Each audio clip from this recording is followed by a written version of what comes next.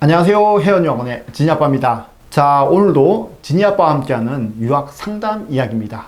자, 오늘 질문 주신 분은 경영학과를 이제 유학을 가고자 하는데 싱가포르 사립대학교하고 미국 대학교 비교 좀 해주세요 라고 했습니다.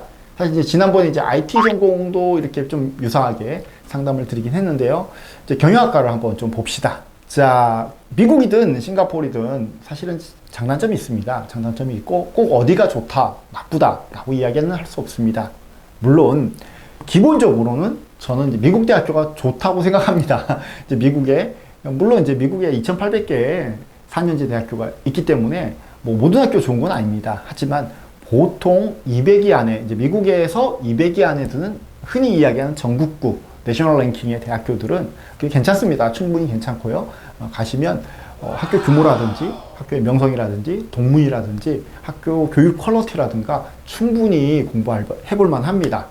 자, 그 중에서도 한국 학생들은 보통 이제 입학을 약간 그렇게 높지 않게 싱가포르 사립대를 생각했으면 사실은 하이랭킹 학교는 힘듭니다. 왜냐면 SAT 준비, 토플 고득점, 기타 등등 내신 이런 것들이 준비되어 있지 않기 때문에 보통은 이제 100에서 150위 사이에서 출발을 하시는 게 일반적인데요. 그 정도의 주립대학교를 선택하신다고 할지라도 학교 수준은 충분히 좋습니다.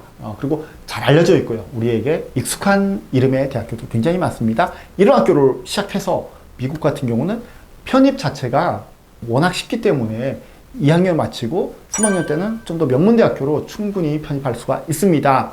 많은 분들이 우리나라에서 편입이 어렵기 때문에 미국 편입도 어렵다고 생각하시는데 미국은 편입이 어렵지 않습니다. 미국 4년제 대학 졸업생의 약 44%가 편입해서 졸업한 학생들입니다. 그만큼 편입이 일반적입니다. 이건 미국의 교육 시스템 자체가 이제 그렇게 돼 있거든요. 그래서 미국 같은 경우는 초반에는 한 100에서 150위 사이를 타겟으로 하고 그 2학년을 마치고 나서는 50위권 안을 타겟으로 하는 경우가 많습니다. 그리고 이제 미국 같은 경우는 단점은 비용이 많이 듭니다. 저번에도 말씀드렸다시피 1년 학비가 주립대학교라도 보통 이제 한 150위 이내에 들어가면 2만 불 때도 있긴 있습니다. 2만 불 초반 때도 있긴 있는데 대부분은 3만 불에서 3만 5천 불 사이입니다. 사립대는 말할 것도 없이 비싸고요. 주립대도 그 정도인데 잘 찾아보시면 사립대학교 중에 장학금을 좀 많이 줘갖고 2만 불 중반대 이 정도 하는 학교도 있고요. 주립대학교 중에서도 내신이 좀 높으면 장학금을 주는 학교 있습니다. 잘 찾아보시면 있습니다. 그럼에도 불구하고 1년에 최소 4,500에서 보통은 5,500, 비싸면 6,500 정도의 유학 비용이 들어가신다. 곱하기 4년 이렇게 보시면 됩니다. 이에 반해서 싱가포르 사립대학교는 비용적인 면에서는 굉장히 저렴합니다. 다만 학교가 이제 월드 랭킹은 높긴 한데요. 우리나라에서의 인지도는 약간 더 이제 낮은 편입니다. 왜냐하면 월드 랭킹 200위 안에 들어가는 뉴캐슬 대학교, 울릉공 대학교, 아일랜드 국립대학교 이런 데들 월드 랭킹은 되게 높아요. 근데 우리나라 와서 이런 학교 나왔어요. 그러면 잘 몰라요. 미국을 우리가 워낙 익숙하기 때문에 애리조나 주립대학교에 나왔어요. 그러면 이제 압니다. 근데 울릉공 대학교 나왔으면 울릉공이 뭐야? 이런 형태의 울릉공 대학교가 랭킹 훨씬 높습니다. 월드 랭킹 훨씬 높은데 또 불구하고 이제 그런 인지도의 차이가 있다는 것입니다. 그래서 그런 부분을 고려했을 때는 미국 대학교가 인지도면은 좋지만 미국 대학교는 인지도면은 좋지만 학비가 비싸고 싱가포르 사립대학교들은 인지도면은 약간 떨어지지만 학비가 전체적으로 비싸지 않습니다. 입학부터 졸업까지 한 3,500만 원에서 4천만 원은 잘 안 넘어갑니다. 대충 이제 그 정도 선에서 학비를 감당할 수 있고요. 생활비까지 합쳐도 입학부터 졸업까지 해도 1억이 넘지는 않습니다. 입학부터 졸업까지 토탈해서 학비, 생활비 다 합쳐서 그 정도 이제 든다고 생각하시면 됩니다. 그래서 싱가포르 사립대학교는 가성비 대비 정말 뛰어난 그런 유학 코스다. 그 다음에 미국은 비용은 좀 높지만 그래도 퀄리티 높은 곳을 내가 갈 수 있다. 이런 느낌으로 보시면 되겠습니다. 자, 그리고 여기서 이제 경영대학교를 봤을 때 사실은 미국에서도 일반 경영학과를 나와서 한국인이 취업하기가 그렇게 만만치는 않습니다. 왜냐면 미국 학생들도 경영학과 다 가려고 하고 있고요. 경영학과는 커트라인도 높습니다. 그리고 일단 이 경영학과라는 게 장사하는 학문이잖아요. 경영이라는 게 비즈니스 이게 장사하는 학문이기 때문에 이 말빨이 굉장히 중요합니다. 말빨이 중요한데 우리 한국 학생들이 아무리 노력해도 사실 말빨로 미국 학생 못 이깁니다. 대학 4년간 열심히 정말 내가 영어에 몰입했다 한다고 할지라도 네이티브하고는 어떤 차이가 꽤 큽니다. 아무리 뭐 우리 한국에 이제 한국말 잘하는 외국인들 많잖아요. 막 말을 해도 들어보면 한국인하고 차이가 있습니다. 그렇듯이 한국인으로서는 일반 경영학과는 사실 버티기가 쉽지는 않습니다. 취업하고 좋은, 그러니까 메인스트림으로 가긴 쉽지 않습니다. 그래서 저는 한국 학생들이라면 오히려 일반 경영학과보다는 스템 전공, 약간 사이언스가 결합된, 우리 한국 학생들은 뭐 그래서 기본적으로 수학은 잘하거든요.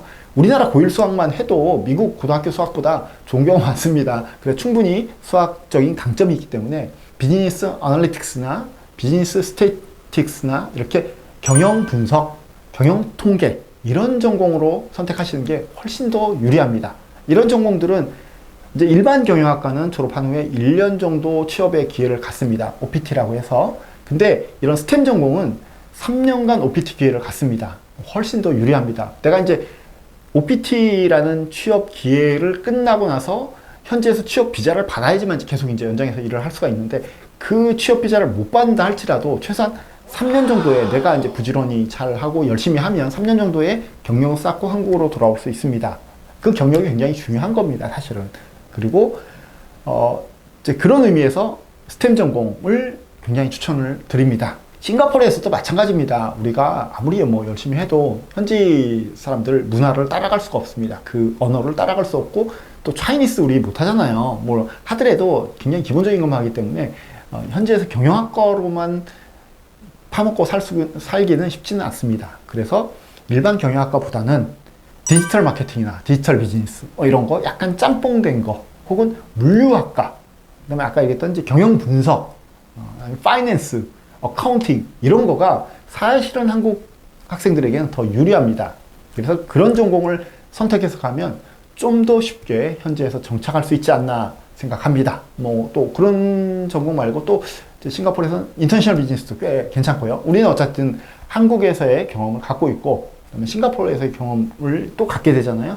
양쪽의 경험이 있기 때문에 좀 더 인터내셔널한 어떤 비즈니스를, 한국과 뭔가 동남아 쪽을 연결할 수 있는 비즈니스를 생각해 볼 수 있는, 혹은 한국의 회사 입장에서도 약간 인터내셔널 비즈니스 전공했고 그 다음에 현지의 경험이 있고 이러면 좀 더 뭔가 이제 뽑을 수 있는 여지가 있게 될 것 같습니다. 자, 이거는 순수하게 제 추론이고요. 하지만 꽤 잘 맞습니다. 자, 여러분들 경영학과, 미국과 싱가포르 사립대학교 장단점이 있습니다. 여러분들 잘 생각해 보시고 결정을 하셨으면 좋겠습니다. 하지만 더 중요한 거는 어떤 전공을 선택하느냐, 약간 더 세부적으로 들어가서 어떤 전공을 선택하냐를 좀 더 고민해 보셨으면 좋겠습니다. 지금까지 진이아빠와 함께하는 유학 상담이었습니다. 감사합니다.